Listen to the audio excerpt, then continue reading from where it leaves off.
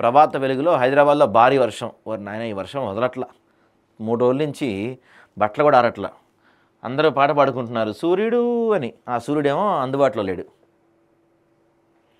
సరే, ఇక బీసీలో 15 కులాలకే రాజకీయ అవకాశాలు అంటండి.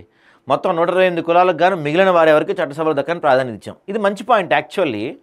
ఇప్పుడు 42% రిజర్వేషన్ అంటున్నారు, కానీ బీసీల్లో ఉన్న 128 కులాల్లో ఎన్ని కులాలు రాజకీయంగా ఉన్నాయి అనేది కూడా ఇంపార్టెంట్ కదా. దీని గురించి కూడా దృష్టి పెట్టాలి. మంచి ఆర్టికల్ ఇది, చూద్దాం దాని గురించి కూడా మనం.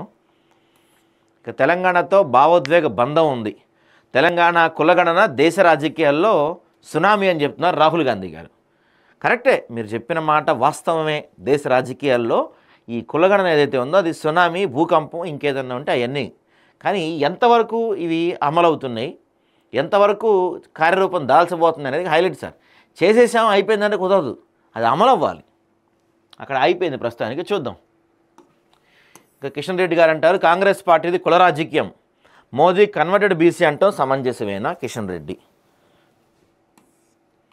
ఇక స్థానిక ఎన్నికల్లో పార్టీ పరంగా బీసీలకు 42% సీట్లు. బీసీలపై కాంగ్రెస్కు ప్రేమ ఉంటే పొన్నం లేదా మహేష్ను సీఎం చెయ్యాలి.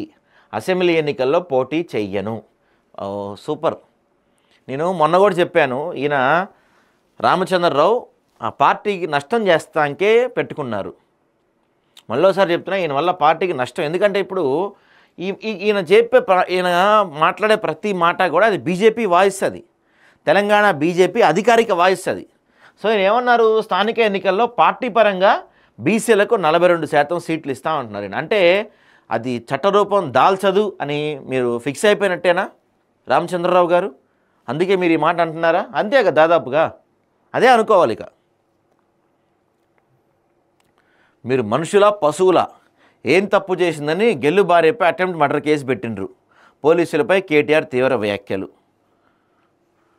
ఇక వచ్చేవి బీసీల రోజులు అని చెప్తున్నారు పొన్నం ప్రభాకర్ గారు. బీసీలు తలుచుకుంటే బీజేపీ పవర్ కట్ అని ప్రొఫెసర్ కంచాయిలయ్య గారు చెప్తున్నారు.